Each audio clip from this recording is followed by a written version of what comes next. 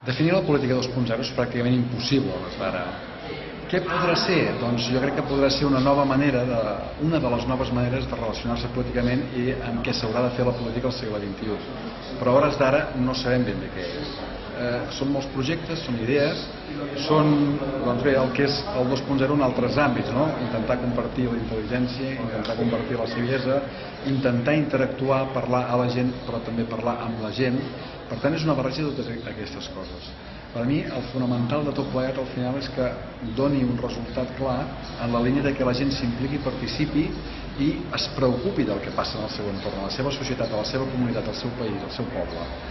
I crec sincerament que si la política 2.0 l'hem definit en aquesta direcció de feedback permanent, d'implicació, de participació de la gent, de sensibilitat per part dels polítics, acabarà sent la política, o almenys una part de la política, de la manera de fer política al segle XXI, i espero que a casa nostra en siguem exemplars.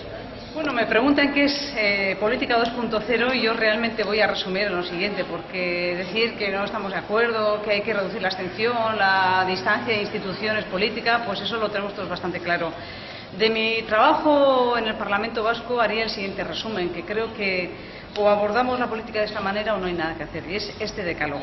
Humanizar, hacer con y para las personas, escuchar, crear complicidades, relaciones constructivas, acercar, abrirse a la sociedad con transparencia, compartir, trabajar en red sobre todos los procesos de decisión, corresponsabilizar, implicar a la gente con participación. Esto es la democracia deliberativa. Simplificar, mejorar la organización y los lenguajes que utilizamos desde la política. Integrar, incorporando nuevos liderazgos, y aquí hablo de los liderazgos femeninos también. Evaluar, medir los resultados de lo que hacemos para seguir mejorando. Cooperar, aprender siempre con humildad de los demás y sobre todo arriesgar. Arriesgar para transformar i avançar. Crec que aquesta és la manera en què podem generar una major participació ciutadana, i penso que la web 2.0 servirà finalment, perquè encara no ho està assolint, el fet de que la ciutadania participi en la política. Però de totes formes jo penso que l'Obama hagués guanyat igualment sense les eines de les que estem parlant. Penso que és molt important que hi hagi contingut i que aquest contingut sigui consistent. Però també considero que no hi ha manera de progressar en aquest món si no va vinculat a aquestes noves eines que han sorgit. O sigui que jo des d'aquí encoratjo a la ciutadania, a les agrupacions, associacions, societat civil, partits polítics, totes les institucions que facin servir aquestes eines, que aprenguin i que es treguin màxim de rendiment de rèdit o de suc en aquesta nova forma de viure. Conclusiones, yo diría que todos estamos de acuerdo en que Internet es una herramienta muy potente, pero algunos además pensamos que va a transformar completamente la política.